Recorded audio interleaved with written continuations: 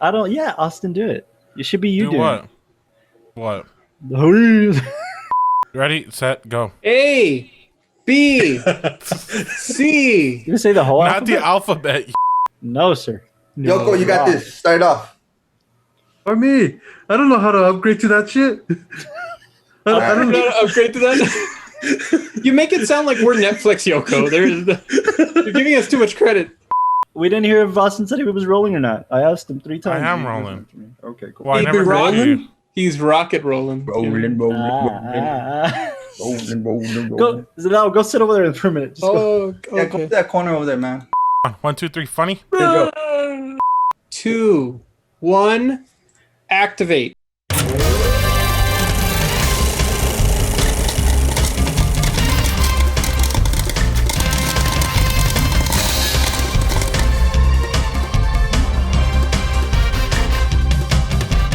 Welcome back to the WatchTower podcast, a new podcast brought to you by Tower Productions. I am your gracious host, not so gracious. My name's Carlos de la Torre. I'm joined by a very lovely panel today. We're going to talk about a fun film. Let me introduce my panel. I have Mr. Christian Yokomoto Medina, Well, hello, fellows and fillettes. Michael De La O, Hello. and his beanie. And my beanie. I shoot raw. And, We have Oh, Mr. John Eric Castro, my fellow co-host. some is rich and some is poor, and that's the way the world is. How you guys do? I love it. Look at that. That's not bad. You actually look like him, dude. That's the Yeah. crazy part. Oh, man. That's why he shaved the head. Get Yeah, this that's man what in it is. rehab, For am this I right? episode. guys? Get this man in a rehab. Get this man in the rehab and give him a sequel. We have Austin Young making sure we're sounding and looking good on his end. How's it going? How's it going, Austin? I wish he'd turn on this camera so you guys can see his setup. man, 'cause give it's us just that. Fun ridiculous. fact, It's just for those who can't see, Austin's actually in Alaska right now doing research for some government facility. Yeah, staying warm up there, buddy. Warm this the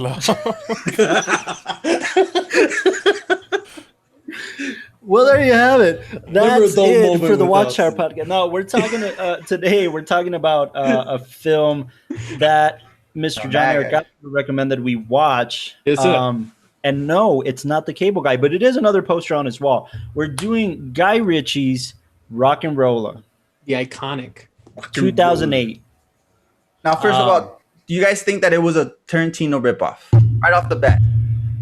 No, no. It's That's what definitely this film Tarantino got inspired. criticized for when it was released. That it was. You know, really, but I I think- didn't feel like that. Yeah, I feel like if anything, it's that whole difference between like copying and getting inspired from. This felt super distinct. It had its own voice throughout. Yeah. You know, we were all even kind of talking about that when we were watching it together. That just the way this film came across, it's not trying to be anybody else. It really felt like it was trying to be itself. It took premises from like other films and stories, but yeah, I mean, I can don't get know more that it's into it, even but a yeah, I premise. It's part of the genre. It's become its own genre of being That's exactly what I was going to the get. underground heist movie. Like Yeah. that's it's its own genre now, and it's been around since the literally since the beginning of cinema with the great train robbery. I mean, it's always existed. So I don't think that the genre should be a tell on the actual story. I think the story, Yeah. like Dalal said, most importantly, the stylizing of this film. It's very Guy Ritchie, man. It's very Exactly. British underground film. Like it's even There's certain even elements the- to this film that make it a Guy Ritchie film. You know what I mean? Absolutely. Obviously, the whole complex I'd consider story. him. I'd consider him an auteur at this point, with the kind of the style that he. You know, when it's a Guy Ritchie film, with the exception of maybe Aladdin, and I like that was Aladdin. Yeah, that's a weird one. I was going through his bio right I now. like it. I love it. Hey, man, money talks, and he It was did a the really Will good Smith job. one, right? It was Yes, it was the Will Smith. Oh, it was that one. That was Guy Yeah, Ritchie. that Wait, was him. oh my goodness. He directed Was there that. another He one? directed Well, you know, I think when you're kind of at that level in the film business, or you're kind of at a Exactly. level where people are going to acknowledge you as a well-crafted director, I think Exactly. at some point in time you feel like, okay, I've done this style, but let me see what I can really do if I had the Yeah. challenge. You know, Yeah. and I it think that's didn't what pay happened for with it, Guy yeah. Ritchie for sure. Like, this is his genre, like the comedy, crime, drama thing. But he likes to venture off with like Sherlock Holmes, You see, yeah. like you're saying. So So that might be it. Either that, or I mean, look, it could be the very politics of film and filmmaking.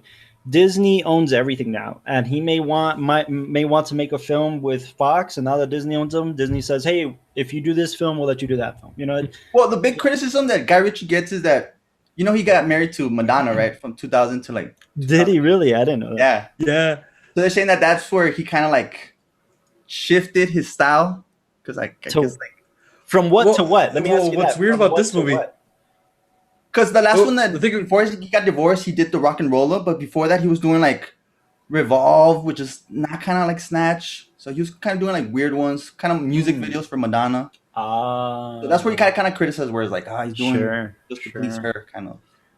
Yeah, so basically what happened in like right in the span right before this one was, so he does Snatch and then Lock, Stock, and Smoking That Barrels. one was yeah. And then so that's when he got married, Sure. and then he does all these like weird, crazy stuff for Madonna, Yeah. and It's just life happened, life hit him, you got married to a Right. big superstar. Yeah. You're crazy. and so he went on a whole other deep end, and then so he comes back and does RocknRolla right when people a lot of them forgot about him, basically, like he was this crime guy. So I think that's why I mean, hey, he's a relatively young dude, man. I feel like he still has a bit of his career ahead of him. How old is he? He's, Like he's, de- 40? he's definitely. I think he's older. He's probably in his 50s. He's He 52. looks pretty young though, for sure. Yeah, like, he looks young, but he's more than that. I mean, at 52 for a film director. I mean, come on, like Yeah. you could be filmmaking your whole life and directing your whole life. Like, Yeah, look at Scorsese. I wasn't gonna bring it up, but yeah, sure. Cross himself, yeah. I was At waiting for- 78, brought it still up. making films. No, dude. I mean, but you hear about directors doing film, like Kurosawa did films literally at the edge of his life, at the end of his life, and Isn't Hitchcock gonna come back to life and do one? Like I thought. yeah, he will next spring. Yeah, he's just waiting for his COVID. hologram is gonna come back. Anyways, this was my first time watching RocknRolla. I haven't seen a ton of Guy Ritchie, and Guy Ritchie I know is your favorite film director, Castro. He's Yeah, an but interesting you've seen character, Snatch? man. Snatch was I've seen Snatch. I've seen The Man from U.N.C.L.E.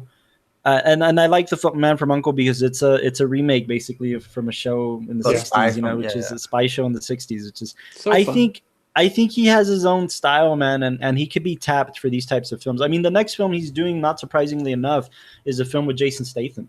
Oh, you know what? I didn't even, which one was it called? It is called Five Eyes.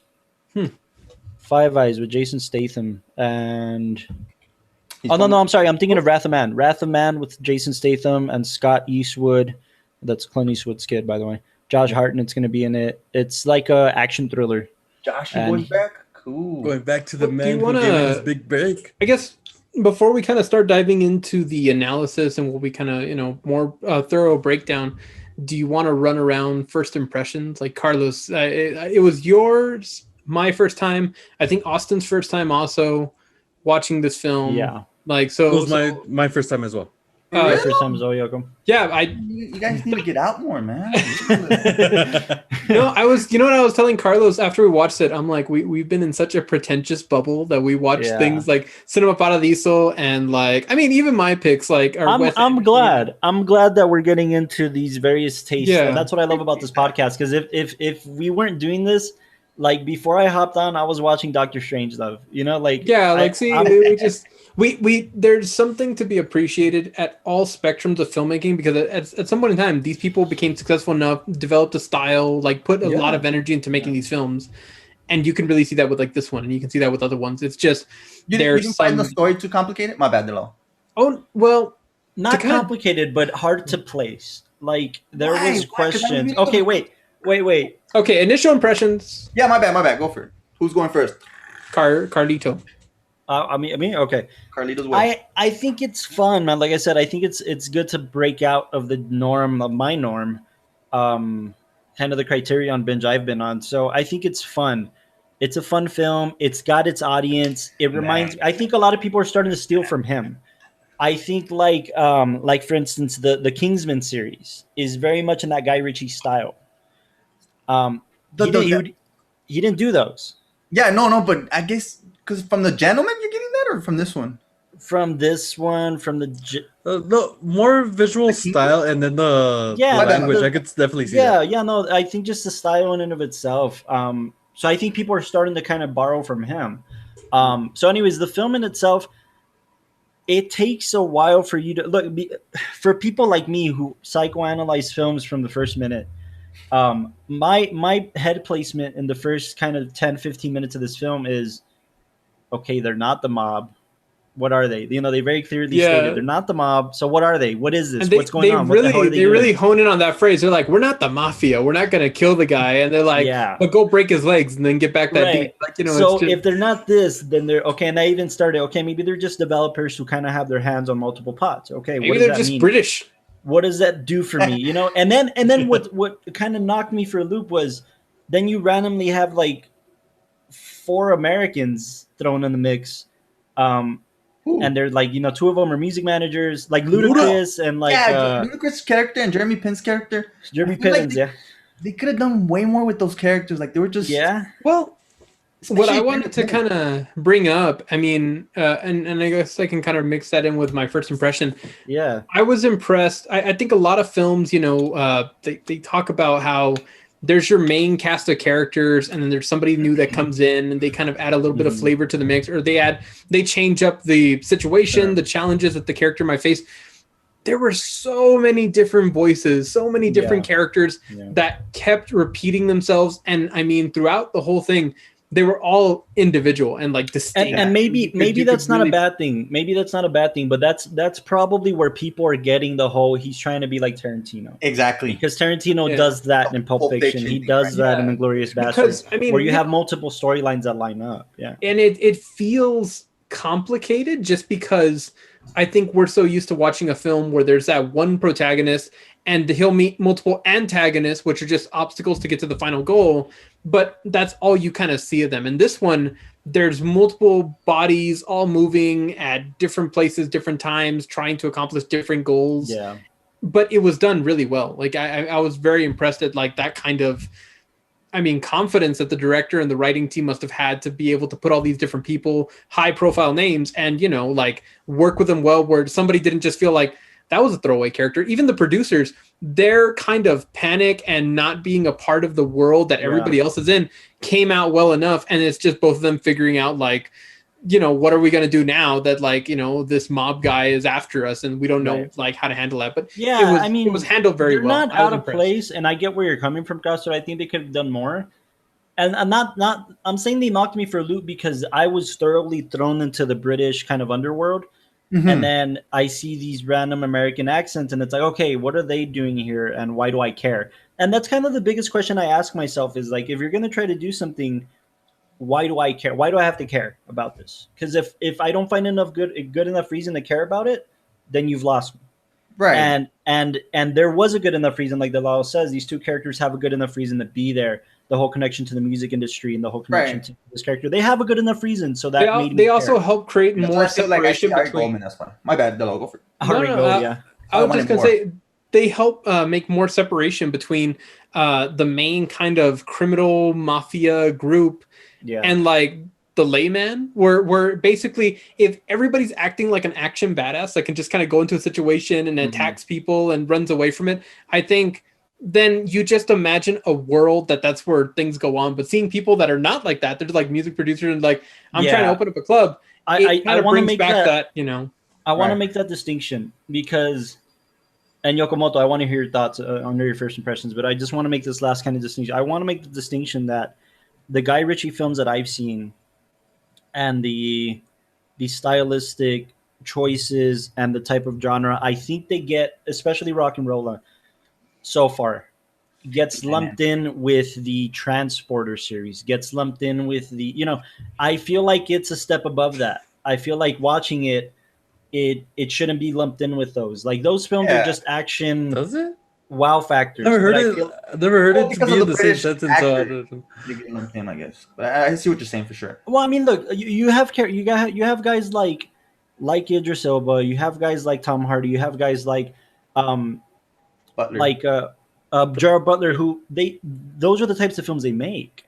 Whether they do it with a good director or they don't, they're headlining these films. You know, they're headlining the action, no story, explosion bullshit movies. So when you see them in something like this, they come for the actor and they stay for the story. At least, you know, a lot of people do. So I want to make the distinction that this isn't that. There is a clear distinction. I feel like this film is a step above and has a better story than just your typical, you know, Transformer bullshit, you know? Right. I think there is a bit of a distinction. Yokomoto, what were your first impressions? I thought this movie was fun as hell. This movie is hilarious as fuck. I really had a good time from the beginning to end. I didn't think it was gonna be that, like, it surprised me because like I have seen Snatch and other movies from Guy Ritchie. Yeah. And I remember when this movie was coming out, the trailer. I was in Mexico at the time. The trailer came out, and I thought, oh, this looks cool, especially like me as a teenager. Right. But then being in Mexico, like this movie just never came out in theaters, or if it did, it just radar for sure. Yeah, and so it was always one of those movies that I do want to watch because Gerald Butler now and all that stuff, and so finally I got the chance to watch it, and yeah, it was way funnier than I thought it was gonna be. You didn't think it was complicated or anything? You know what? No, actually, like I do think it was complicated at the beginning.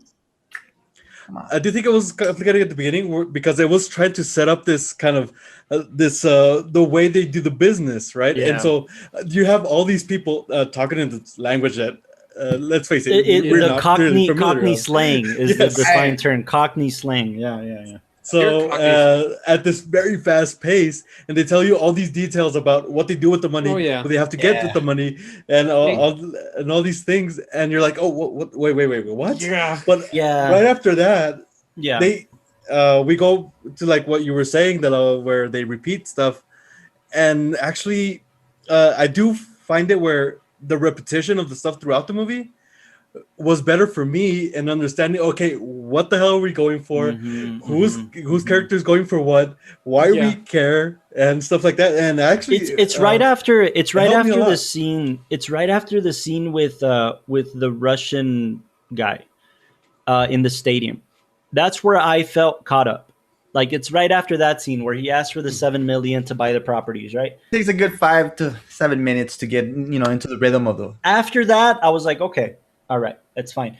And I didn't feel it like, I'll full disclosure, I asked Lau and asked Austin. I was like, okay. And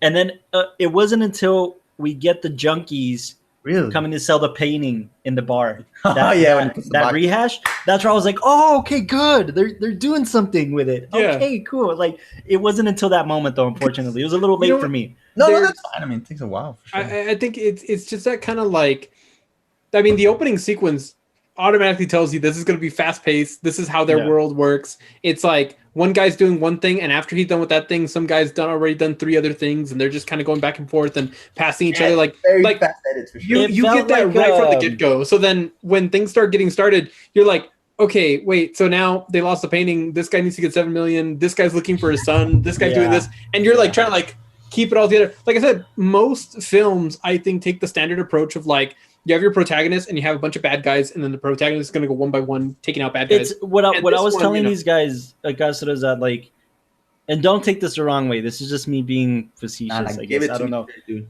I feel like I respect Guy Ritchie because he's trying. Look, Guy Ritchie, he's a writer and a director, so that's something you have to mention. That's something that's worth mentioning. He's not just a director of these films. Most of the time, he's writing, the sole writer, or he's a co-writer.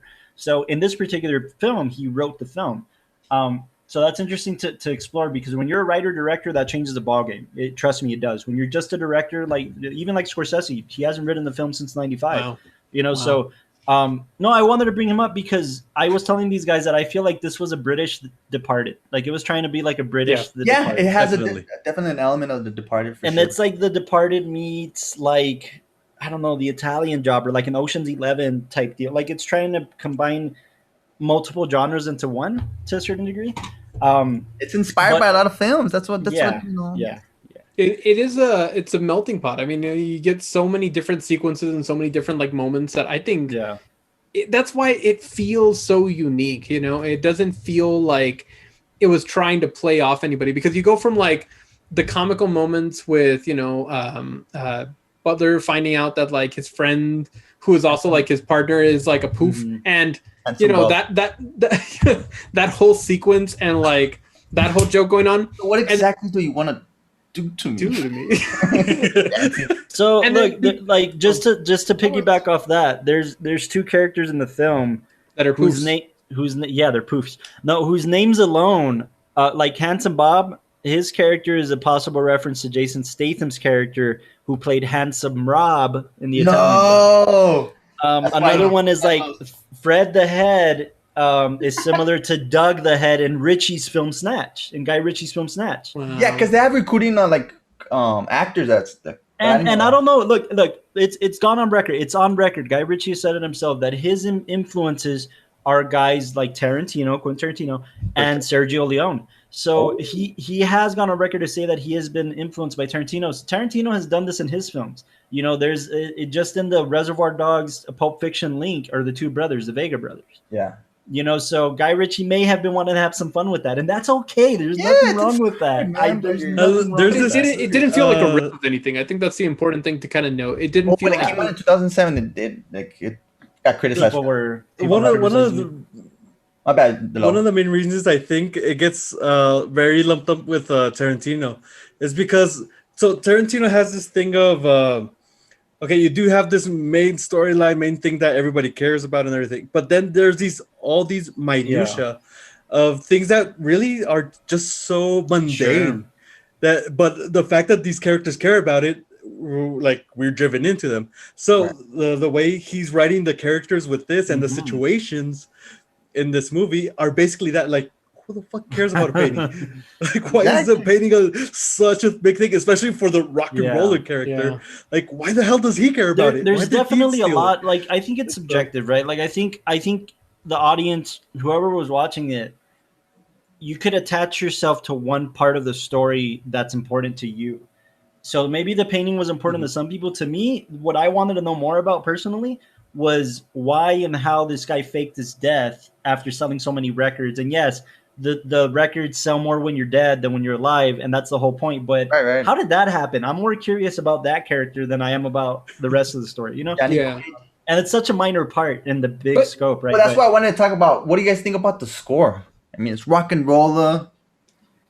It definitely complemented the like attitude of the film, you know? Yeah. Like I think one of my favorite like kind of sequences was when they're doing this two favorite sequences.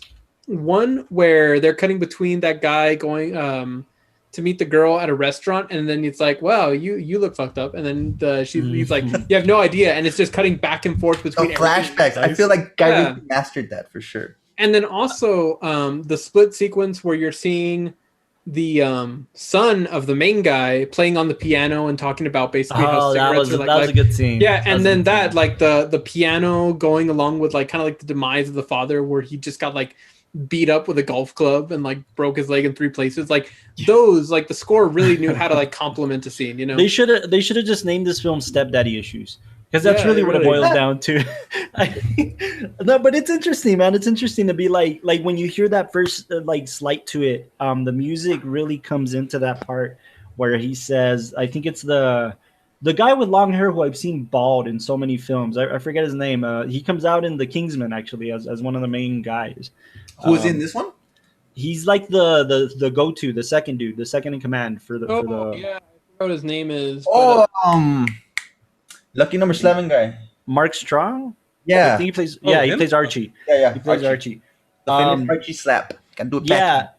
Yeah. I think he says a nudge like something along the lines, I'm paraphrasing, but he says something along the lines of like, do you know where your kid is? Or do you know what your kid's been up to? And he's like, don't call him my fucking kid. Oh, yeah. Like then you start wondering like, oh, okay, that's the connection. Cool. And you start kind of digging into that story a little bit. It's fun, man. It's fun.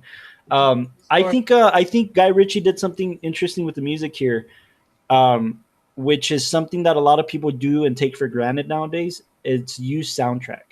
There's more soundtrack in this than there is score. True. And some people just do it to be lazy. But if you're smart enough, you know how to do it cleverly. Because Guy Ritchie's not really known for score, but his Sherlock Holmes series got nominated. Oh yeah, for score. Well, that one was so like distinct, you know. Yeah, I feel like that London vibe type. But Yeah. no, that's what I wanted to point out in the soundtrack. You had these underground. these punk rock underground bands for the most part of the score. One of my favorites, like for the punk scene, is the Clash. You had the Clash in there. You had the Sonics.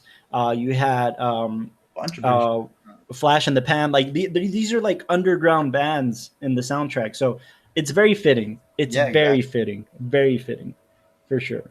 Like it's not just hardcore rock. Let's throw it in there and see what happens. It's it's underground punk London bands. It adds to the feeling of the film. It didn't just feel like they took like one of America's like top 20 hits or London's top 20 hits and then just like add that in while they're driving around to like add production value. It wasn't trying to be cheeky with it. Like it like was definitely trying to be very intentional, very well placed. And I feel like that's followed him with like Snatch and Two Smoking Barrels. Like not really rock and roll, but it still has that London vibe of British bands for sure. I want to talk about something here. It's something that Delao and I and Austin were talking about when we were watching the film. I think it's a good transition point to talk about the cast. Yeah. I think the cast is the best thing this film has going for it. The performances are the best thing this film has going. The most underrated one is Tom Wilkinson's, the mobster, the dad. You think so? Underrated for sure. Obviously, the other one's Johnny Quid. Yeah, love those characters. Have so much a bigger life. Yeah, but this guy's like the annoying, the one that's carrying on the. This guy's such a fucking dick. You know what I mean? Like that stick. I guess what puzzled me a little bit is, and so most of the time this is a good thing in films like these, kind of like The Hateful Eight. You don't know who to root for. There's no good guy in this. There isn't. There's not a single good guy in this. There isn't. Gerald Butler, you definitely root for Gerald Butler. But I mean, again, they're all a good guy. They're all there to commit crime and like to do things by like. I mean, Butler and the whole group like have to put on like what is it, like leggings over their head, and they have to go like steal like that like freaking suitcase and all that kind of stuff. I mean, even them, they're like in crime and they're doing bad things. They're just like on the winning team, so that we follow. Yeah, that's what I mean. Like there's a certain point in the movie, and I can't really pinpoint it where I started rooting for the dad, dude.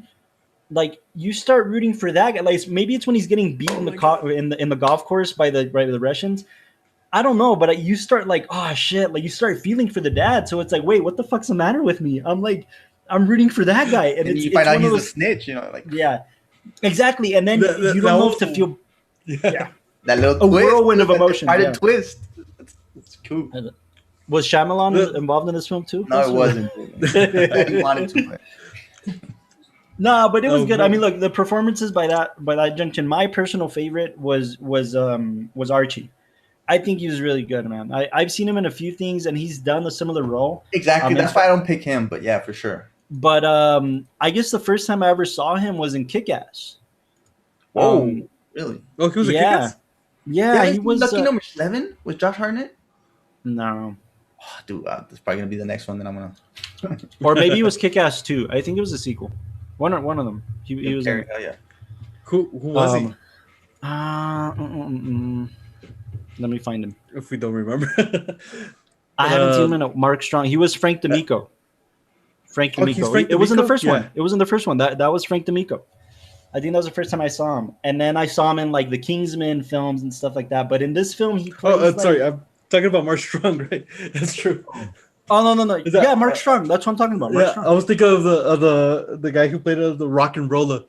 Oh, no. Sorry. He was good, though. He was good. He was really good in this. And I've never seen that actor before. I've never seen him like in a crime, like a cop series or some TV series, I think.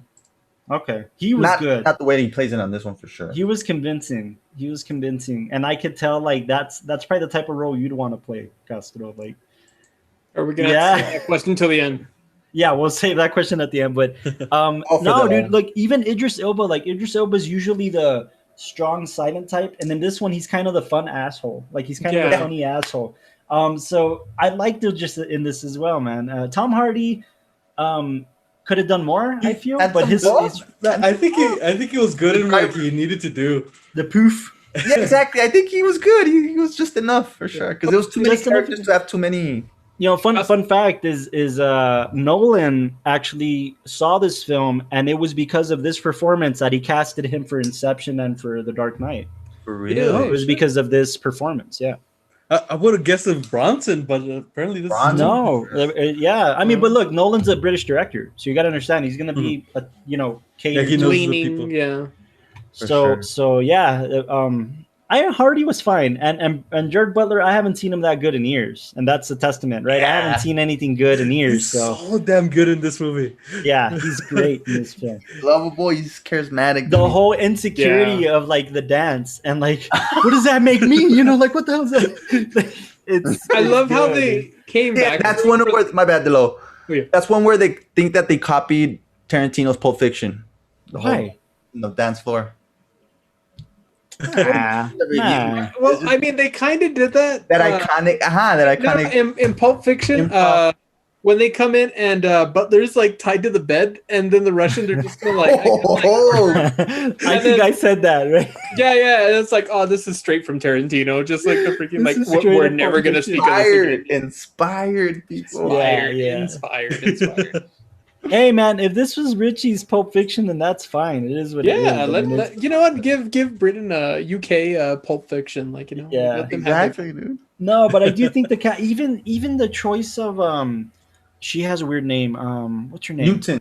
Toddy Newton. Yeah, I had never seen her. We talked about Crash on this podcast once before, and I had never seen her in anything other than an American accent.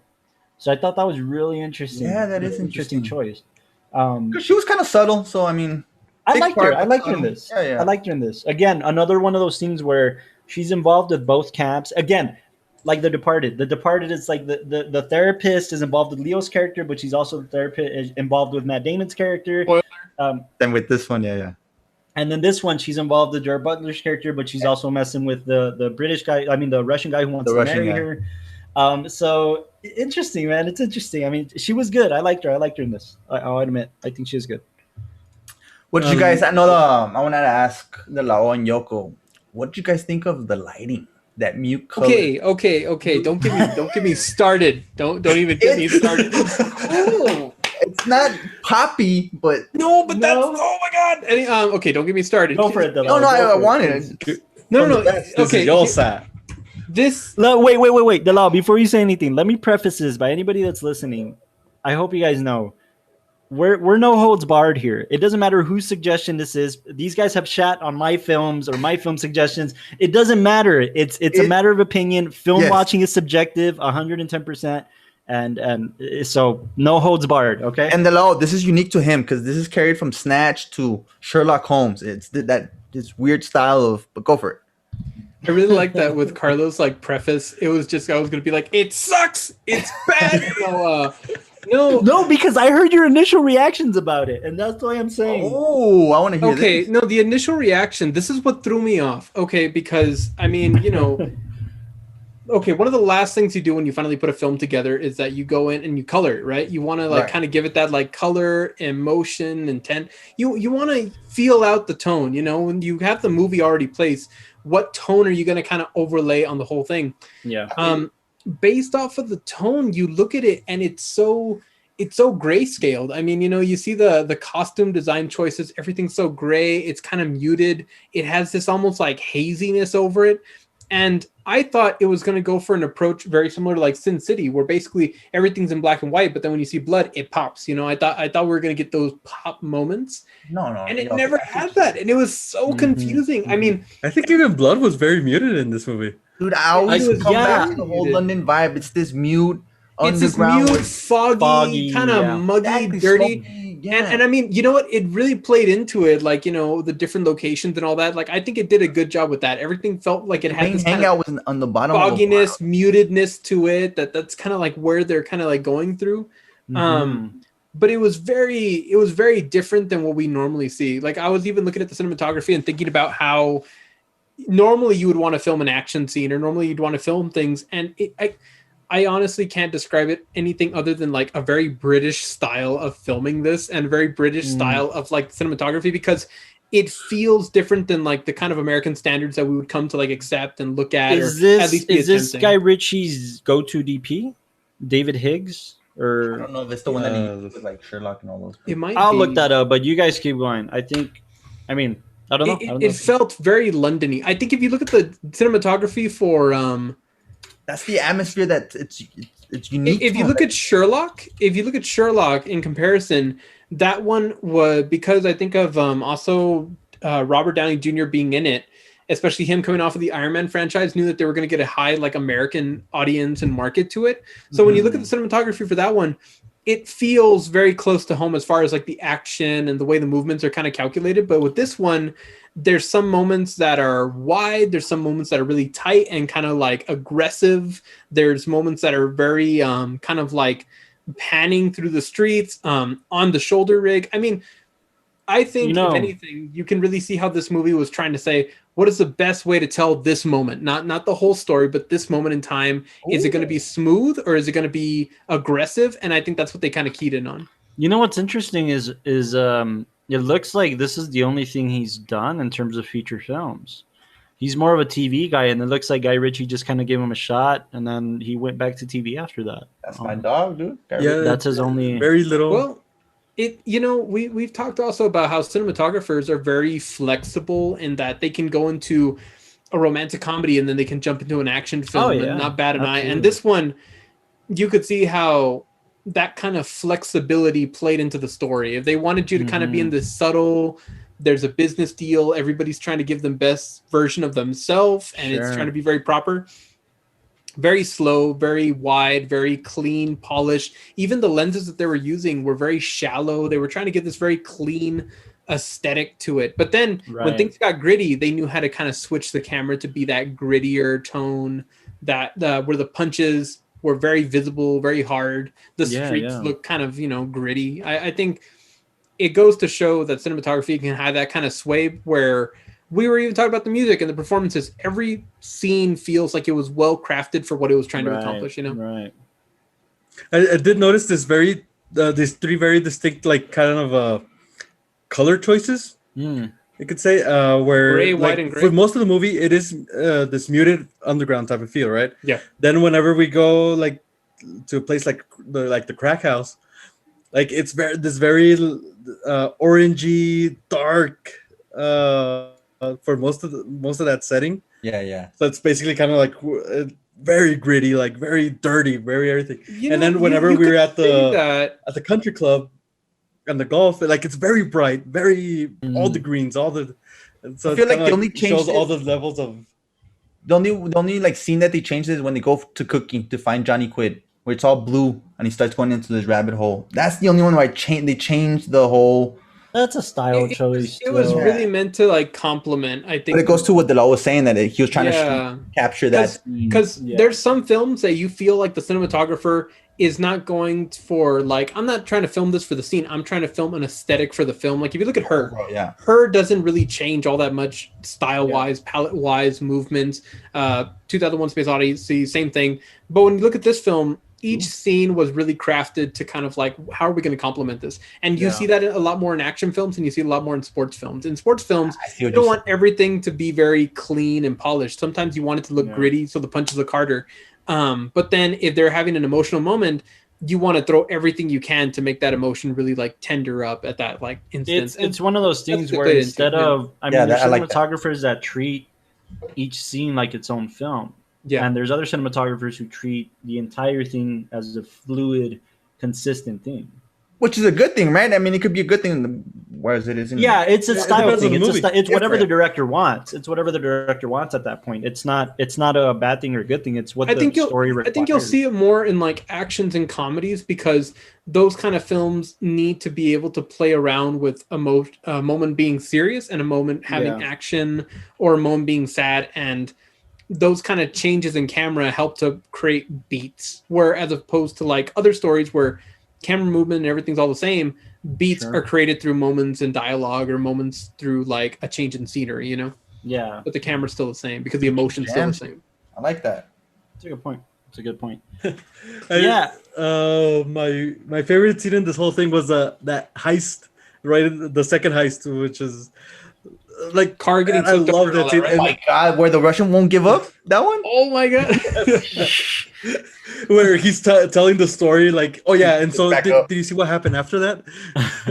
So the way he's telling Those little flashbacks, man, unique. it's so awesome the way it just continues. Also, and continues. The way they were able to be like funny about it, where it's like, oh my god, like the car just got flipped over, and then they're like trying to like start the car, and then he gets like I think Butler gets like dragged into the car, and then it's like maced in the face, and it's just it's the whole thing. It's a fun little action sequence for sure. Well, Yoko already said his favorite scene. I want to know you guys' favorite scenes. It's between that one and the piano scene, man. I think piano scene is really good. I think it was the piano scene for me. Yeah, it took this this weird storytelling turn, almost like a kid's, an adult telling a kid a story. Yeah. Between junkies, but it was playful, and at the end, it's like the ending just kind of fucked with you a little bit. I feel like the piano scene also like kind of gave it the weight where then you didn't just feel like he was some junky bratty kid. You felt like there was so much more like some substance. Where then at the very end it feels satisfying, but it's because of that moment at the beginning, Exactly. It's the difference. It's the difference between those two characters, which is obviously the stepson and his close friend that he's kind of supporting, and then the two junkies that steal the painting. Those are the junkies. Those are the real junkies. So it gives it some substance. It gives it some substance for sure. It all comes together, man. What did you like the M. Night Shyamalan twist at the end? I thought it was rewarding. It was rewarding. Yeah, it was rewarding to be like, okay, he got 5 years, he got 7 years, he got 4 years, especially for Archie. Fuck yeah, dude. Yeah, and then the fact that Archie, you get the flashback of the stepson being a kid and Archie picking him up from school. The whole thing with the gun, right? Yeah. Oh my god, that like I don't know why that freaked me out so much. I guess because like we live in a culture where it's the weird stuff happens and all that. Yeah. Where I saw the kid just being like, it was like pulling the gun, and I was like, oh no, he's gonna shoot one of these kids, and that's a whole plot point in itself. And that was like, But I like that Archie. That's why the ending of the film in general is so rewarding, because it brings those two back together. The stepson is now clean and sober, and he looks good.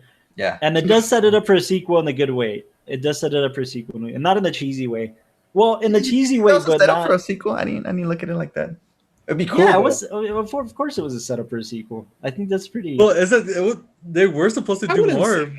Yeah, because he lights the cigarette, and he's like, "Now I'm a RocknRolla." Oh, but the ending says like there's literally a tag in the end credits that says these characters will return in RocknRolla. Yeah, these characters will return in RocknRolla too. In the real RocknRolla. Yeah, it's in the end credits. So Joke's it was on you, obviously set up. Damn it, my Damn it! I thought it was a gimmick. That was perfect timing. I know. Anyways, look, I want to read this quote really quick. I don't know if you guys have anything else, but Guy Ritchie's battery. Damn it. Obviously, Guy Ritchie's. Should we pause? No, go for it. I mean, he's gonna change the battery real quick. No. I just wanted to mention that Guy Ritchie's style, like I told you guys, is influenced by like Sergio Leone. Like some of his favorite films that he listed were like The Long Good Friday, The Good, the Bad, and the Ugly, Seven Samurai, Once Upon a Time in the West. And he did an interview where he basically said that he wanted to become a filmmaker after first watching Butch Cassidy and the Sundance Kid. And that's very telling. That's very telling. Oh yeah, I mean, like it's a fun borderline buddy cop / Bonnie and Clyde / Western type of film. Okay. It's very much in the style that he adopted. But I want to read this quote from him. It says, "My creative process has never been something I can put into words. It's very random, very scattered, and can sometimes lead down dark alleyways and dead ends. What I will say is that I think my director needs to immerse himself in both real life and in history to fully open up the creative process. And you must be prepared for the reality that any creative process worth its salt needs to be revised, reworked, and on occasion thrown out the window entirely." Oh, that's hard. I thought that was really good. And it's very telling. Like we said, his style is kind of everywhere. and sometimes he just has an idea, and sometimes you just have to throw it out the window. And as a creative, as a writer director, I relate to that. Like sometimes you just have to let go so much of what you're trying to work and rework and beat to death that it's just you just got to throw it away and start somewhere new. So I thought it was very telling for him for Ritchie. On a writing directing front, is there, because to me it seemed intimidating, but for you, is there any intimidation with the fact of kind of trying to make sure that every actor has a distinct voice and nobody gets kind of like tangled in when you have so many different characters and even some playing a similar role in like a similar kind of like heist or crime or whatever they're doing? I think it is intimidating, but I think that's the benefit of being the writer of your films, because you get to rework the script before it ever hits the screen. And if, for instance, you turned it into your producer or you turned it into a close friend of yours that gets to read it on its own note, you have to step away from it, right? So if whoever's reading it says, hey man, I feel like all these characters feel intertwined, and it reflects itself on the script, then you still have time to redefine these characters. So by the time it hits the screen, because look, what always happens is a director will pick up a script, and if he's not smart and he doesn't take his time on it, he loses it. Rewrites. He becomes that guy. He becomes the guy that like, oh, it's because the writer wrote him that way, and then the writer blames the director. No, it's because the director directed it that way. And then it becomes a bad film when it could have just been like, let's just stop pointing fingers. And that's the benefit of being a writer of your own films. Guy Ritchie knew, I need to make these boys distinct, so by the time I get to set, I don't have to worry about that problem. I'm good by the time I get to set. So it is intimidating. But it could be good, it could be bad, because there's some times where you give complete creative freedom. Sure. I mean, Zack Snyder and Sucker Punch, where it just doesn't really blend well at the end, even though it's his control. That's a good point. That's a good point. But I'll argue that by saying that Zack Snyder very rarely writes his own stuff. So when you're not experienced in that route, in that field, what do you expect? I mean, I'm not trying to be an asshole. Like, I've always wanted to give myself the challenge of directing something I've never written. Right. I've always wanted to write something that I'm not going to direct. So those are challenges as a creative, I think. But as a director, as a control freak of a director, it's very rare when I'm going to let somebody tell me the final version of a script. I get to define that. Otherwise, I'm not going to sign on to do it. That's just... I mean, that's my perspective. I could only imagine, man. That's why he ask Castro. scripts. Castro won't let me lie. We just kind of tore apart one of his scripts that I'm going to be directing. Dude, he sent me back the script, and I was like, what script is this, dude? Like page by page, I was like, wait, what about this? What about this? And what about this? And what about this? As a director, it's your vision, man. And if you're going to be defined by... Look, let me put it to you this way. It freaks me out when somebody like David Fincher directs an Aaron Sorkin script, or when because at that point, why would you change a single word? But it's so like scary, man. It's scary. It's just I don't know, man. It freaks me out. Well, it's that whole thing that everybody has their kind of niche and everybody has their kind of superpower, you can call it, in filmmaking. When I look at stuff like that, there's an intimidation factor, but obviously to somebody who's in the mode of writing, in the mode of directing, there's like I said earlier, there's a level of confidence that you can see that comes across in him handling all these characters. Nobody feels like they weren't given the right direction to give their best or to not give their best role. Let me emphasize that they're different hats. They're different hats, and you have to treat them as different hats. Once you're finish the script, hat. For sure. I am a different hat. No, they're different hats. When you're writer, director, producer, even let me throw that third one into as a wrench. You have to divide the three, and if you don't, you're gonna drive yourself fucking crazy. They have to have different hats on them. So do you think that there's some part of you that says, okay, we're gonna write the script this way, we're gonna be putting all our energy, and then at a certain point you're like, I'm not changing this unless it's logistically needed. I'm just gonna leave it as is because I now need to focus on making sure that the actors feel confident in their role. Yes, I think that's part of my own sabotage, or any writer director's own sabotage. Because the script could always be better, dude. I mean, but by that same token, a final cut can always be a different cut. Yeah, you have to stop yourself at some point. You have to let it go. That sounds like that's insanity when you're saying that it could always be better. It is insanity. That's why you have to stop. You don't know. And that's why you also have to like let other people do their kind of job and just back away. Learn that from Carlos for sure. Michael Head always tells us this when we're on set and especially when you're directing and when you're writing, is that George Lucas has this quote where he says movies are never finished, they're only released. Yeah, I've heard that one. It's so hard to take that in. It's just, how do you know when it's not ready? But I mean, dude, that's my point. That's my point. If you don't create a certain stopping point for yourself, you're gonna end up like Howard Hughes in The Aviator. You're just gonna end up fucking crazy in a screening room with a red light and haven't showered in 3 weeks because you can drive yourself insane. But I think for me, the defining point for me is, have I told the story I wanted to tell in this scope? Have I told the story I wanted to tell in this scope? Yes. Could this actor's performance be better? Could this be better? Could that be better? Sure. But I'm not going to go reshoot for 3 weeks. If it's not necessary. Have I told the story I wanted to tell? I just heard a podcast with Jodie Foster. She talks about her experience of working with David Fincher. And she says that her and David Fincher are really close. But David Fincher, as you guys know, he's a perfectionist to the death. So she says that David Fincher comes off a film saying, I'm never doing this again every time. I'm never going to do this again in my life. I'm never going to direct another film. And then 3 years pass and he directs another fucking film. Like, that's the point. Like, some directors are like that, man. They go through the process and they drive them some nuts and they're perfectionists. And then they're miserable by the end of it. And I don't want to be that guy, man. I want to enjoy the stories I'm telling. But that's just me. That's me.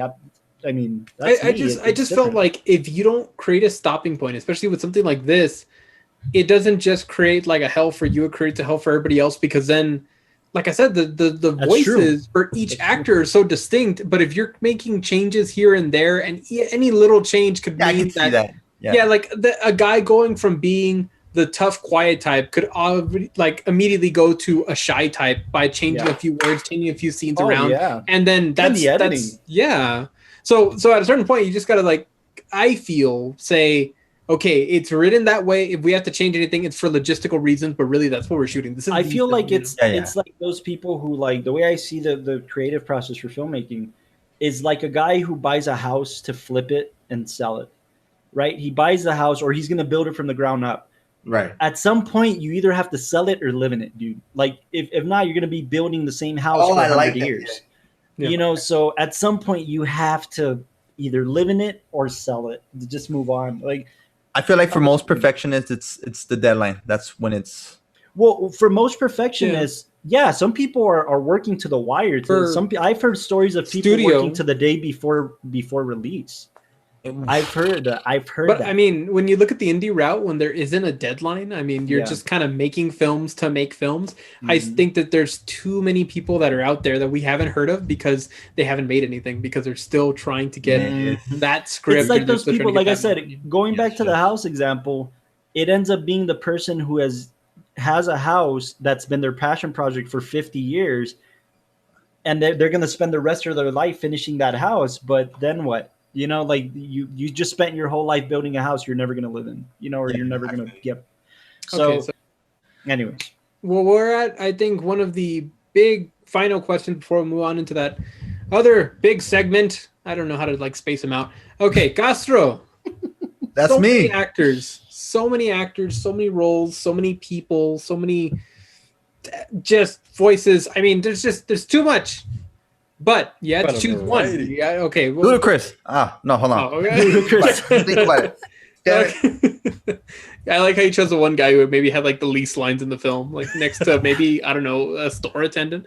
No, okay. So you got one guy you would want to play, and then two, the second question's always like, which role do you think is the most difficult to play or to pull off? And obviously, I think it's between Gerald Butler's character and Johnny Quitt's character. They're both really good, yeah. Yeah, let me tell you why I think Gerald Butler's one of my options. Obviously, he's that low-level thief that's, he's part of that gang, the Wild Bunch. I like that name. Yeah. And that's the type of character that I always wanted to play. But his character is so unique because with Handsome Bob, you can see he has a heart, right? Like, he lets him dance with him. Right. But we go past that, and he's also charismatic. Yeah. That middleman or the middle lady, Newton, falls for him. And there's the complete opposite. You know, he's every time he shows up to the restaurant to deliver the package, he's more beat up, more dirty. Yeah. He's always sophisticated.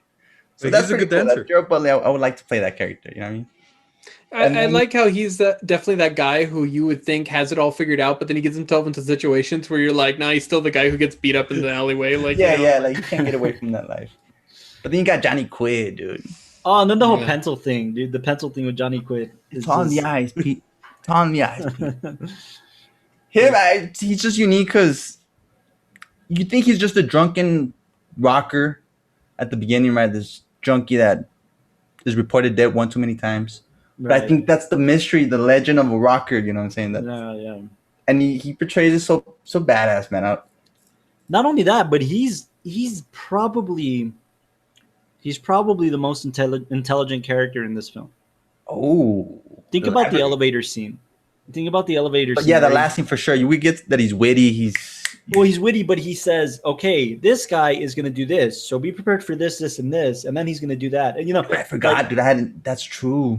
I think he's probably the most intelligent character manipulation, in and even to the point where, like, he's a joke, but like he tells people, like, I know why I'm doing this, and I know why this is the problem, but I do it because I'm addicted to the stick, and you can't change that, you know.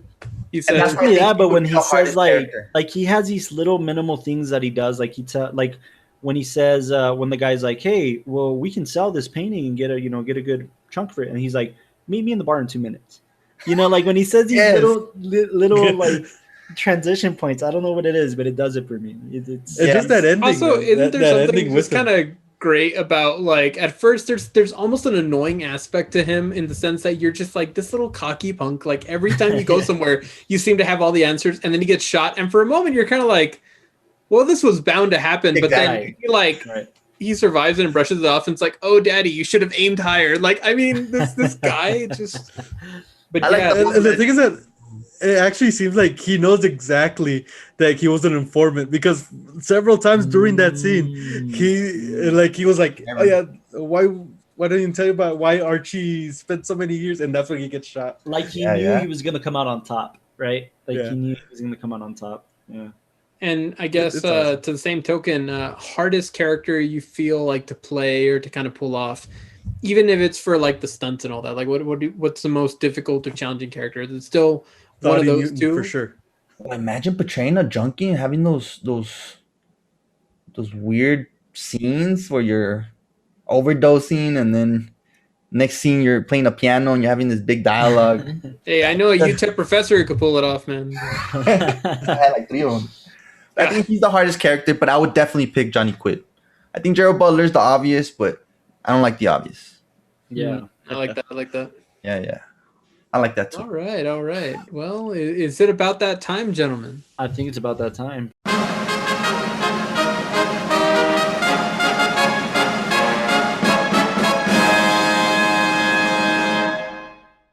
Is that Yoko Taro crown? Oh, well, really, it's about that time. It's that last second. Yoko. Real quick. Aside. Thank you. Let's go. I love how telling Yoko it's about that time is the same as somebody saying, like, what are we having for lunch, and you thinking, I guess it's about that time to figure it out. Let's get back into it. I improvise a lot of this stuff, so let's see. Thank you. So do we. I want to see who won, dude, because I know Pulp Fiction, but well, all right. So we're in the WatchTower. Well, obviously we are in the WatchTower, but in this segment, it's the Tower Crown. I would hope so. Tower Crown. And what do we have? Well, since this time we're talking about a British mob movie. Yes, sir. We decided to go with a little bit of the underground mobster movies.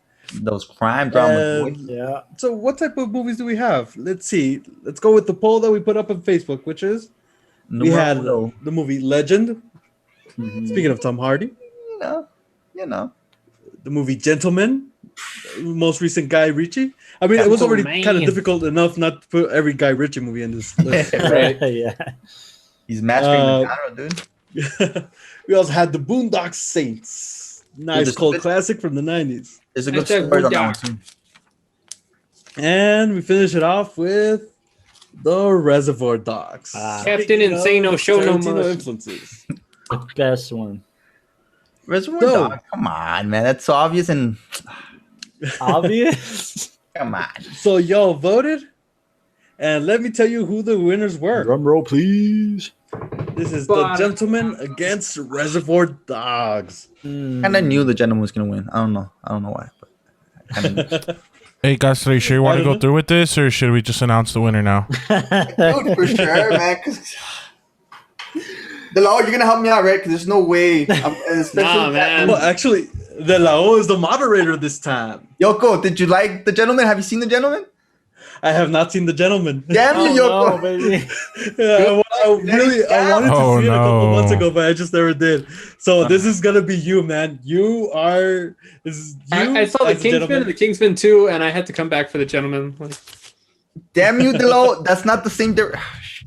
Hey, I think the law is open to taking bribes, Castro. Just putting that out there. Delo, send me a PayPal. Dude. I'll send you a buck. Hey, I think it's fitting, man. I think it's fitting because it's your choice. You chose RocknRolla, and you got to power through that same genre and that same director. You got to defend your guy, man. You got to defend your guy. He's your boy. He's a boy. What are we starting off with? Look, unless somebody else, like Yoko, unless you want to do it, I'll argue Reservoir Dogs because that's my favorite Tarantino film, literally. So I'm happy to. But I feel like we've already know everything that's good about Reservoir Dogs, and obviously it's one of the Hey, I'd start argue off that with it deserves its own honorary episode. Oscar. But All right. Who wants to start off first? Castro, I'll give you a start choice, off. man. I'll start. All right. The Gentleman. What can I say about The Gentleman? It's a 2019 Guy Ritchie film, right? Mhm. I think with this one, he went back to his roots. And I don't think Quentin Tarantino does that.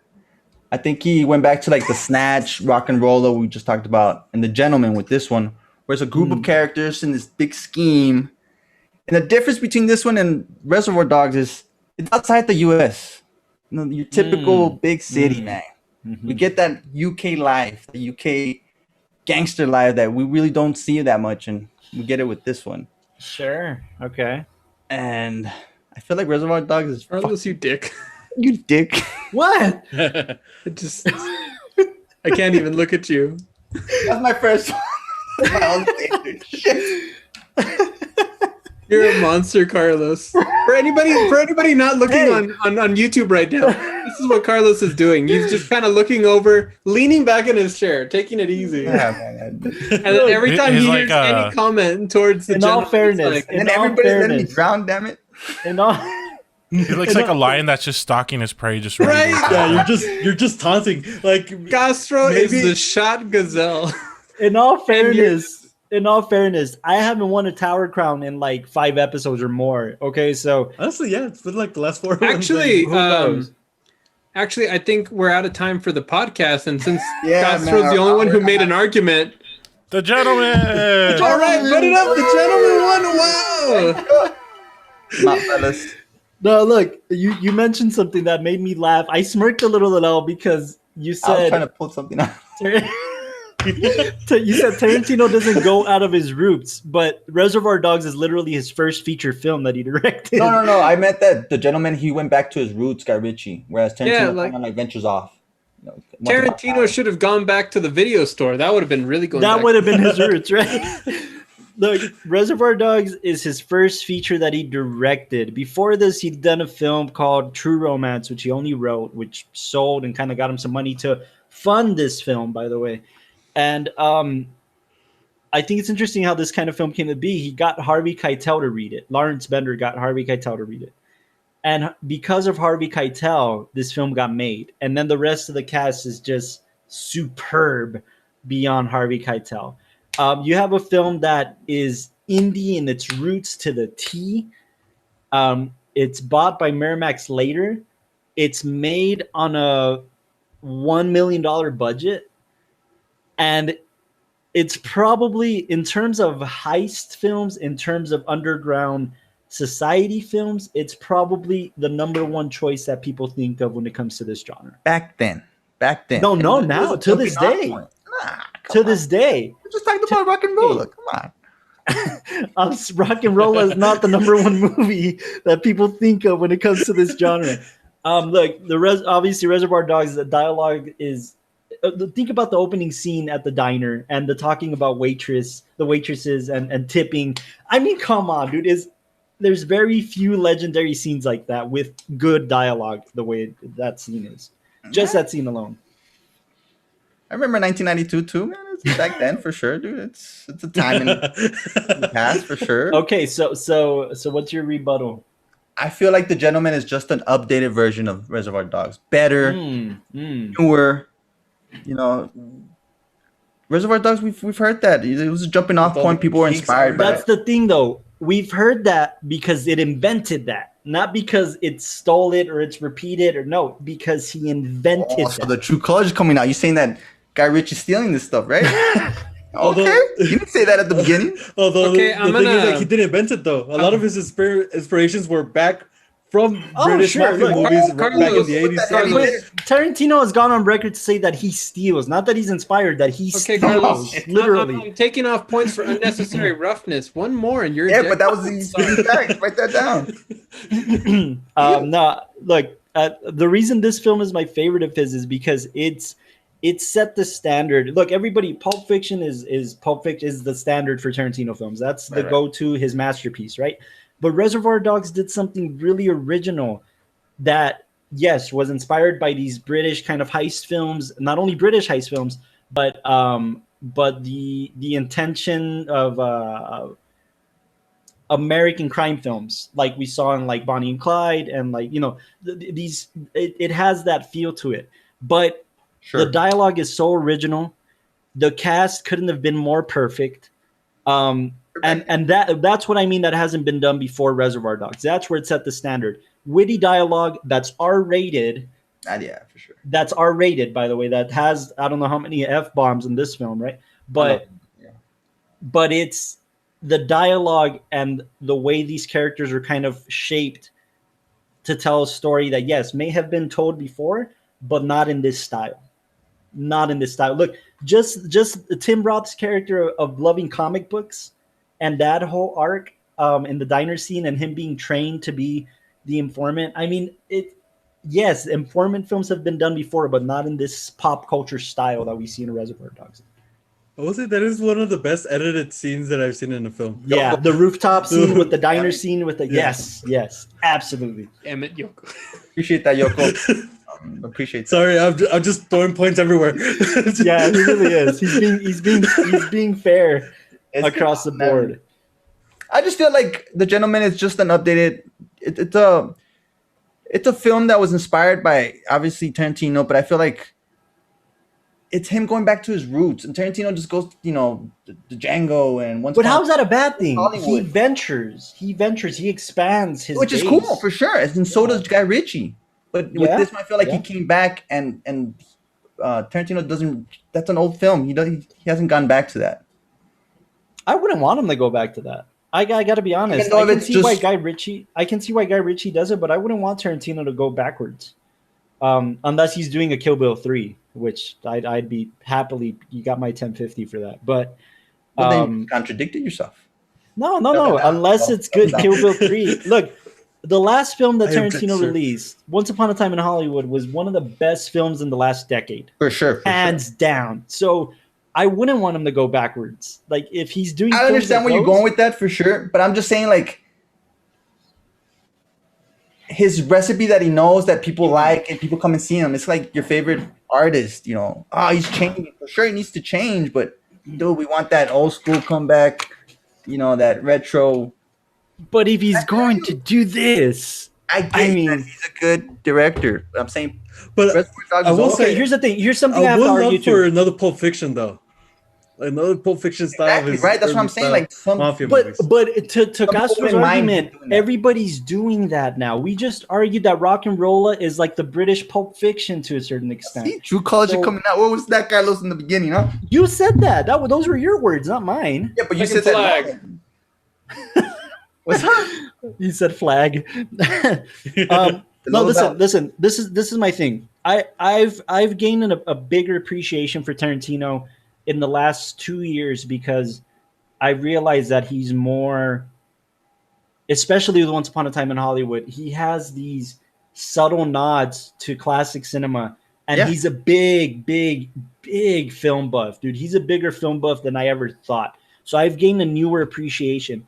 And when Tarantino does a film like Reservoir Dogs, he is being inspired. He is stealing by these films, but they're films that you have to dig. Imagine being a filmmaker and you have to dig to find the negative of a 35 millimeter print film just to watch that film to make your film. That's what Tarantino does. And Guy Ritchie is probably just streaming the next best thing and saying, hey, red flag, come on. Come on, talk about Tarantino, that's it. Guy Ritchie went on to say, like, hey, he's inspired by guys like Sergio Leone and Tarantino. But I kind of feel like that's me saying, and I'm bagging on myself, but that's me saying I've been inspired by Martin Scorsese and all of Scorsese's influences. You know what I'm saying? Like Guy Ritchie is saying he's inspired by Tarantino and all of his influences. You know, man, you're trying to confuse me. Okay, do you want the final question? Yeah, sure. Bring it, man. Okay, and you have to both argue for your films independently. I feel like Joe Butler every time he shows up to the restaurant, man. Each time I'm just getting more. Which film rhymes more with the Schmentelman? Carlos, you go first. Bring it, man. That little. That's a tough riddle. That's a tough one. So what's the name of your film, Carlos? I must not be high enough. The Schmentelman. So, Carlos, the name of your film? You know, the name of the film is Reservoir Dogs. That doesn't. Okay. I'm gonna take off points for lack of creativity on names. Yeah, man. Come on. Gianna Castro, what's your film called? The Gentleman. I know that. Wow, poetry, gentleman. I know which one's better. It rolls off the tongue. It's just natural, right? The Gentleman. The Boondock Saints. That's the one that won. This is that's what won. M. Night Twist. M. Night. What is that? Rick Dalton. That is pretty cool, dude. This box set is badass. Look, it's got the Mad magazine, the Rick Dalton Mad magazine. I'm not saying Once Upon a Time isn't that good. It's great. Well, I'm just showing off this box set, quite honestly, because it's pretty badass. It comes with a record too. You're showing off the win. Yeah. Anyways, we should do Once Upon a Time in Hollywood on this podcast. Oh, for sure, dude. I really did like it. Man, we should do so many movies. Oh man, I'm dying over here, man. I'm hurting. Drum roll, please. Let's see. Whenever, any last movies, any last things, but I'm just sad wait, real quick. So that way the audience knows, and you guys know, I had to I counted up the score, right. I took notes on each of your guys' films, but I had to subtract 2 for unnecessary reference. 3 for it not rhyming with the Schmentelman. Like, give me a break. 4, I don't like your shirt. So yeah, you're just. Yeah, man. Is it red? Is it pink? We had to. Yeah, you talking to me? I don't think so. Stop being cute. Yeah, man. And be a filmmaker. Okay, there we go. So. Yoko, after just and also Castro, 1, you're an actor. 2, I like the facial hair. 3, I mean, I think. Appreciate that. Also, Castro has more posters in the background. Yeah, so that's that. Yeah. Okay, so what's the winner, Yoko? All right. So let me tell you who the winner is. After rigor, already got. Oh, look at this guy, man. Already got the answer. And it is Reservoir. Yoko, you know it's 2021, right? It's not 19. So, top of the charts, back in their hearts. So, I bet the people are thinking, like, how did Carlos win with so many deductions? And why did those 2 random people show up in Carlos's living room? Way the world is. I know. Look, you got Ingrid Bergman and Bogey in here. For one, I feel like, with it being his debut, it really shows what his potential was. It, definitely trailblazed the making of his other films as far as him trying to define a style and that improving cinema, total over time. I think Tarantino as a auteur does quite a bit for films, and like you said, with him kind of getting inspired and bringing in these classic motifs or classic ideas, but really defining it into a film that other people are inspired to then make similar films, but it's off of his kind of own creation. It's like somebody getting inspired by like Picasso. Like, sure, their stuff might like match Picasso's, but Picasso was the one who took every other art form at the time and made something new. Yeah, that's a good way to put it. For sure. Like innovated it. For the budget, I mean, what is iconic now is crazy. To see any indie filmmaker go from like making something that's so indie, but then it sticks around for as long as like this one's going to last. I think that just really, it nudges it out. On top of editing, on top of acting, ensemble cast. It's really hard to say that this one wouldn't kind of like change that curve. And I forgot to mention that the Schmentelman, that gave you like half a point. I'm sorry, Castro. I added it on there, but I feel good about myself. Did my points work? Huh? Your points worked for Reservoir Dogs. Sure. Yeah, man. Like you basically kicked Castro while he was down. It's like Yoko. It's like you walking into the park and then seeing Castro sad because like one of his drones broke, and then you stomp on it and you're like, oops. That's exactly how I felt, dude. Like, yeah. No. He's like he steps on that and he's like, oops. But very nice drone, by the way. You got a very nice drone. Yeah, you got a very nice drone. Double, like, whoa, what's going on? It would look better on fire and then just lights it, Hey, look, I will give you this, Castro. I think Matthew McConaughey, since Dallas Buyers Club, has obviously been on a mission to be a damn great actor. And The Gentleman is probably is like a fun venture that he still acted in. Have you seen it? Yeah. Oh, okay, you've seen it. Yeah, it's pretty good. Yeah, it's a fun venture that he still like acted in. Like it's almost like he did the rom-com scene, he stepped away from it to become a serious actor, and then he did the serious actor thing and he stepped away to do something fun. Yeah. And who knows what he's gonna do next, For sure. We wrote a book. Killer Joe, not that I remember. Killer Joe. Yeah. It's during his reconnaissance. Reconnaissance. I've never heard that. That's good. Yeah, I never heard that either, but it makes sense. It's a movie where he's like this hired killer, but he's actually like a forensics person. So he gets hired to do killings, and he can go and manipulate the scenes. Oh, so the thing is that the people who hires him for this scheme are dumbasses. So there's this whole thing with them, man. It's pretty damn rough. I have a very special place in my heart for Matthew McConaughey, primarily because he's from Texas. Yeah, and his first film was a Richard Linklater film. And he teaches at UT. It was it was the Dazed and Confused. No, Dazed and Confused. Yeah. That's where you get the all right. Like it's his catchphrase. He just wrote a book, by the way, that he released this year. Called Green Lights, and it's about his career. Like it's about like what he went through, the green lights of his career to get him. I've heard it's a really good book. Yeah, I've heard good things too. I actually want to read the one where he's talking about his mom, how he stopped talking to her. It might be I'm sure it's in the book. Yeah. Because when he got anyways, but he lives in Austin like currently and stuff. So I'm glad that he kind of hasn't let go of those roots. That's what I'm telling you, Carlos. Austin is calling us, dude, and not this Austin City. Well, like after the whole winter thing, because it's kind of bad over there. Absolutely, yeah, it is. It is. Nobody has electricity over there right now. What a way to take this episode.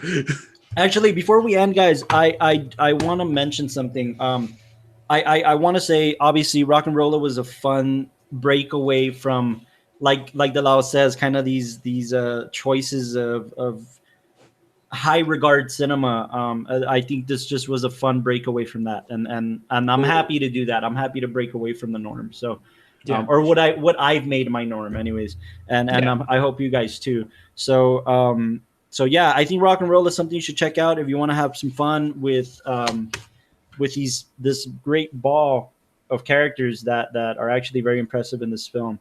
And I wouldn't mind seeing a sequel of it if they are going to do that. So take that for what it is. Really coming around. Look at him. Appreciate that. It's a fun action film. I think, if you want something that you like, I think we like pretentious cinema because we know that after we watch it, we're gonna be like, that was a good film. Like we're never gonna like, and that's the scary part, that sometimes you watch action films or you watch like buddy comedies and you're like, oh man, I did not. It just feels like the pretentious mindset that we're in, and we're admitting this. We're self-aware. Whoever's listening, you start thinking, is this gonna desaturate my palate? I've developed a good palate of good cinema. Is this gonna take away my palate? Are the cinema gods gonna come storm down and hit me because you know like I'll be honest, like I've also like with my girlfriend, we've been doing like weekly little like date nights, and we've been watching films, and every time it's like her choice or like her turn to like pick a film, I'm always like, I'm not ready. Like it's gonna hurt. Be open to that. Be open to that, because same thing with my wife. And the other day we're browsing through Netflix, and my wife chose this film called The Prom, and I'm like, okay, or here we go, another rom-com or whatever. And it ended up being this really good musical, like modern musical. Like it's actually. Yeah, Are you saying that Cassandra's right next to you right now? Yeah, she's right here. No, dude, it's a Ryan Murphy musical, and I didn't even know that it had come out, and it's actually pretty damn good. I was really shocked, like that it was also as good as it was. There's an issue with us where like in the same regards, and like the flip, whenever I bring up a film, I'm like, babe, we have to watch this film. It's the best thing ever. She's like, great. Now it's gonna be some pretentious crap so that I have to like some pretentious German expressionism. Yeah, film. Like I like now we're watching like the like how Vincent van Gogh like like lived his life in a very like realistic, accurate thing. And hint towards the next option on my like end, but Loving Vincent. No, it's not Loving Vincent, but it is a great prequel to Loving Vincent. It's called At Eternity's Gate, and that'll be my next choice when we get around to that. Really? Okay. Yeah, it's amazing. But I like bring up that to Ash, and she's like, I just wanted to laugh tonight. Why do we have to do this? Yeah. Sandra tells me the same thing. I gotta say, but look, listen. I just want to mention one thing. Almost as a PSA, I read an article recently, and I don't care the amount of shit I'm going to get for it in this panel. Who wrote the article? Who do you think? Martin Scorsese reference in this episode. Martin Scorsese wrote an article that dropped yesterday. Yeah, it's a good 2/16. Actually, yesterday by the time we record this. But wait a minute, is it actually called Martin Scorsese 2/16, like in the Bible? No, I just read the date. But he wrote an article. He wrote an article called Il Maestro, and it's about Federico Fellini, and the subtitle of the article is Federico Fellini and the Lost Magic of Cinema. And I just wanted to state this as a PSA, because at some point I've told these guys, like, my next choice probably is going to be a Fellini film, just because of how much I've fallen in love with his cinema. And I just want to point out in this article, I'm not going to read or anything from it, but Scorsese kind of points out this excerpt. He literally, the opening lines are like, exterior 8th Street, late afternoon, circa 1959. He writes it like a script. Yeah. And he's basically saying, like, he's walking down the streets of New York. This is him. The camera's over his shoulder, He paints the picture for you, and he's saying, like, I used to go to one theater and there's one film playing there, and then Godard's film is playing in this theater, and then Fellini's film is playing in this other theater, and classic cinema was offered in a grand scale, so much so that they were showing classic cinema in Broadway theaters, and he says this is a definition of curating cinema, and we've lost that. That streaming services are not curating. There's a difference between putting everything out. He says that for filmmakers, it's a good thing. Filmmakers like himself included are benefiting from this, but the audience is not. The audience is not benefiting from the lack of curating cinema. The only two services that Scorsese says are curating and doing a good job of curating is Mubi and the Criterion channel. Yeah. And I think that's why I've attached myself to the Criterion channel so much, because I agree. I'm the pretentious asshole that would rather drive across town to go to Alamo Drafthouse when there's a Cinemark right next to my house, because Alamo curates, Cinemark doesn't. And that's the difference. And he finally defined that for me. Like I had just done it because that was just how I felt it. Yeah. But it was defined for me in this article. So I highly encourage, if you're a cinema lover, read this article called Il Maestro. There's a difference between Cinemark just playing the big pictures that are out and Alamo having classic cinema nights, movie parties, horror parties, horror days, curating cinema. There's a difference. There's a big difference. And I don't want to lose that in cinema. I don't want us to lose that. So if you're a fan and you love cinema, period, please, I encourage you to follow these streaming services that are doing it right, or write to your Netflixes and Hulus and HBO Maxes and tell them, hey, curate the films, curate what you're doing, because it's important to me. It's important to me. And if you love cinema, like all these guys do, it's important to them. And it's going to be a damn shame. Scorsese went as far as to say that he's borderline happy that Fellini isn't alive to see what cinema turned into today. Wow. because it's sad, dude. It used to be an event. It used to be, I'm dressing up to go out to a night at the theater, and now it's not. And it's yeah. Oh, the beautiful words, man. It's different. I do think that sometimes we just see the past as rose-colored eyes. Yes. But in the past, we also there was also, just because there was no streaming services, we also had, like, at least in our age, we had, while we were growing up, we did have the Blockbuster. Yeah, sure. And that age of VHS, which wasn't really curated as you think it could happen as well. But the thing is that there's always all these moments that when we go back, like for me, like, oh yes, going to the theater, it was like the best experience. Which, yes, I do love the theater experience and everything, but at the same time, I don't fully agree with what he says. But at the same time, I do think that there was a time for certain types of cinema. There is a time for new type of cinema, but it all depends on what the audiences are willing to look for. We're to, like, and not always. We're at a weird stalemate where we think it's a good thing, and I see where you're coming from, Yokomoto. In fact, he talks about it in the article, and I agree with that. Like, it seems like an even playing field for all films that come out, but it really isn't, because then great films get lost in the wake of that. You know, it's about what streaming services are putting in the forefront. You want to see a good film, Netflix has a whole section of critically acclaimed films, but then the indie that some guy made for $500,000, you're never going to see it there. It's that type of situation. Even art houses aren't being paid attention to. Also, there's more financial success in being able to create something that's just bingeable. But, we're in this mode, at least our community, and I think filmmakers, we want to see our art form grow. I know that sounds, kind of like grandiose in itself, that sentence, but like, we don't want to see people who just make films and they're like, a dime a dozen and just kind of like, throws them out. Or like, if you just saw actors who are like reading lines, but then that's it, and you're not feeling any emotion or weight, because we've come to appreciate the art form so much. But, financially, it's successful to make a show that if you can make it in a week and you can keep throwing it out there, and like even Netflix right now, they had this whole campaign, a new movie every week, and you just go and you can go and watch something new every week, and sometimes it's action. And by the way, I'm of both camps. I don't want to diminish it. I'm a big sucker for the MCU. I love WandaVision, which I'm currently binging. Every week there's a new episode. I'm not diminishing that. I'm a huge Disney Plus freak. But True. We want to feel distinction in our art form, Yeah, there has to be. Look, this is what I'm saying. I'll end my thought with this.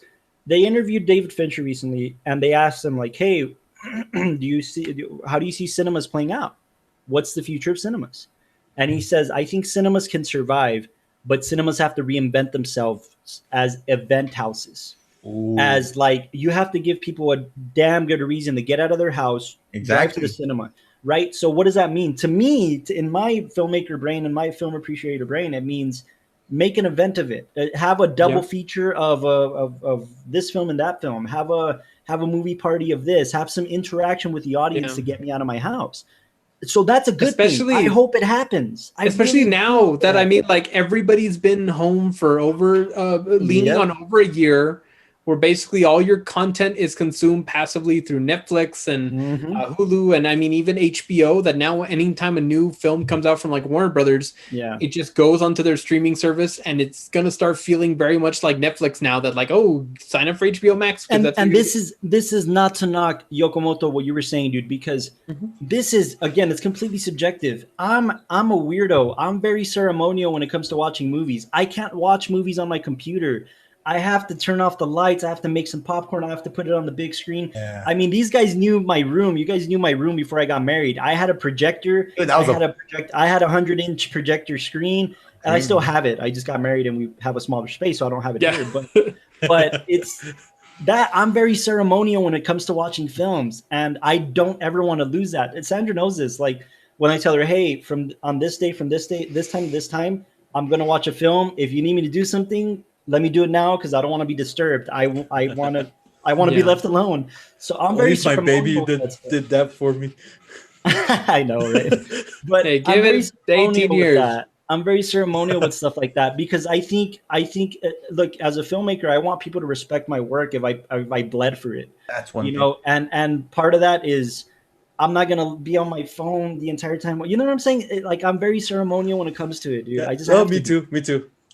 I just believe that there's there's a reason why I make posters. Like, I fell in love with the art of posters. Yeah, just having that. That's why I collect movies. Oh, there's a history to it, dude. There's Yoko. There's a history to movie posters. Period. They could make a whole book or series on posters and movie posters. Yeah.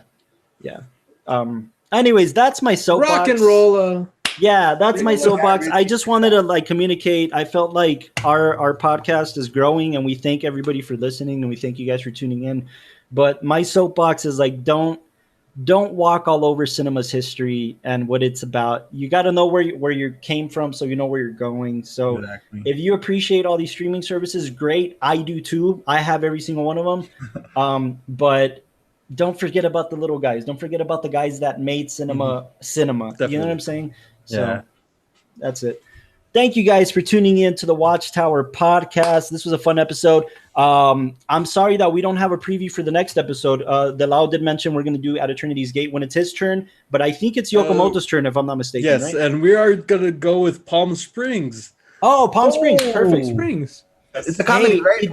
It just got nominated for something recently, like yesterday. Yeah, Golden Globes. They had it's on the short list for best original screenplay, best comedy, best screenplay. No, yes, I think it was also best screenplay and best actor in a comedic role. Okay, yeah, I was impressed with the screenplay thing. I was like, really that good? So I'm very curious to watch it. Okay, I guess. It's on point. If you can, also goes for the listeners.